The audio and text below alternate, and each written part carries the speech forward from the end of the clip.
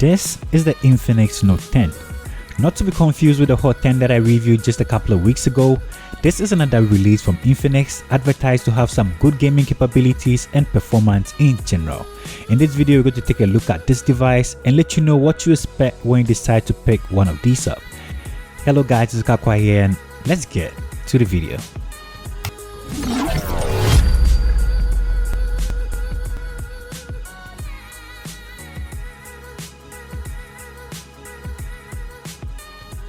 Before we continue, let me take you through the unboxing experience.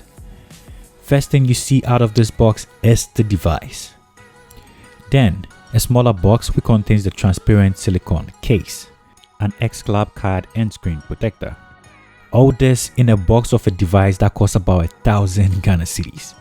Not just that, you also get a 15 watts charger, an earpiece, and a USB-C cable. This is basically everything that comes in the box.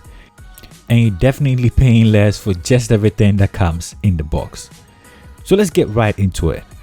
The design is pretty decent, a plastic build, just as expected for a device in this price category.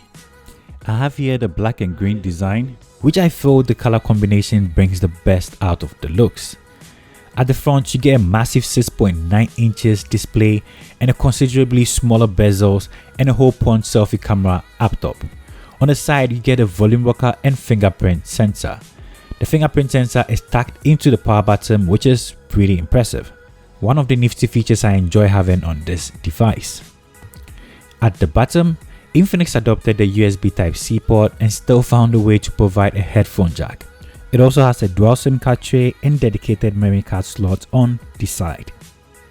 And also a stereo speaker setup for this device. That means whilst consuming data or content on this device, you get sound blasting from the bottom and also from the top. A stereo sounding setup is always appreciated. The setup process took a couple of minutes and I did enroll my fingerprint as it was one of the few features I actually wanted to try right out of the box. Now let's jump right into the display of this device. The display on this device is a 6.95 inches 1080p resolution panel. This of course is an IPS panel and it's pretty decent for the price.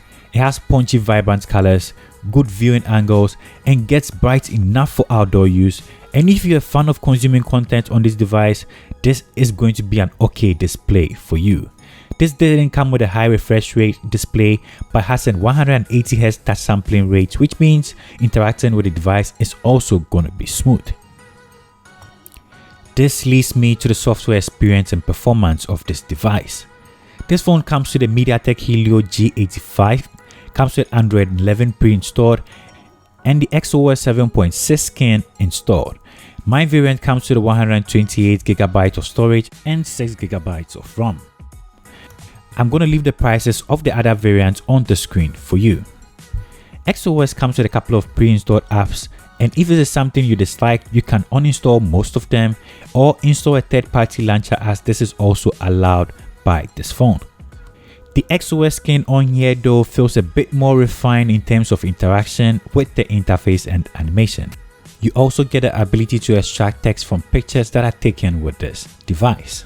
Not forgetting the live transcribe feature that comes with this device. It works when you have internet and it does a really good job at it.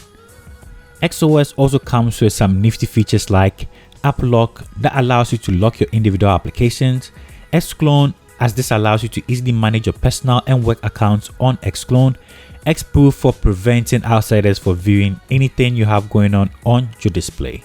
I didn't find the options to use gestures to control this device in the settings, as I've gotten used to using that instead of the navigating buttons that are normally found on the bottom of the screen. The only gestures though that I found was using your 3 fingers to swipe on the screen to take screenshots, which is also cool. For everyday activities, this is going to be fine. Gaming performance was good. Runs pretty well with PUBG and other games, not at the highest settings though, but gets the job done. This is the Geekbench score. And if you game a lot on your device, you'll be happy to know that this comes with a 5000 mAh battery, and depending on your use case scenario, this can easily take you through maybe 2 days on a single charge.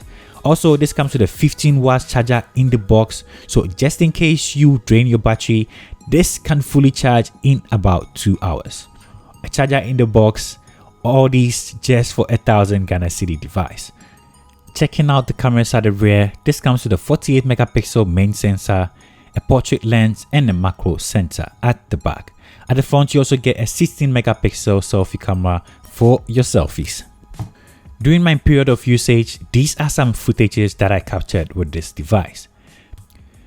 Pictures from the 48 megapixel main sensor is quite decent, colors are good, dynamic range is good as well. Unfortunately, there is no wide angle camera or telephoto camera found on this device.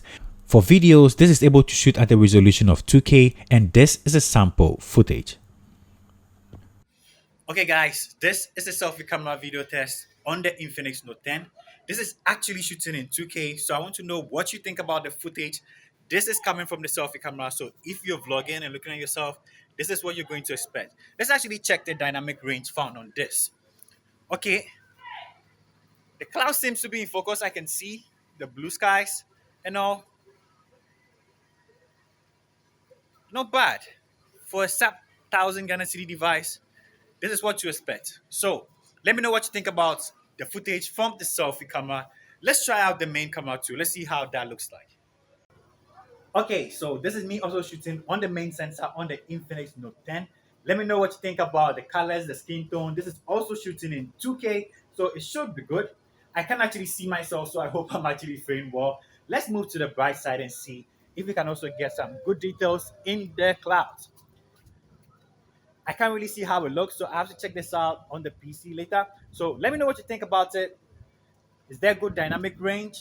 How do I sound? Let's head back to the shade and finish this off. So this is what to expect when you decide to pick up the Infinix Note 10. Let's get interactive in the comment section. Let me know what you think about this footage you're looking at right now. So in general, for the cameras of this device, this produces some really decent pictures in good lights and conditions. Maybe it might not be consistent sometimes, but for the price, this is what you're going to get.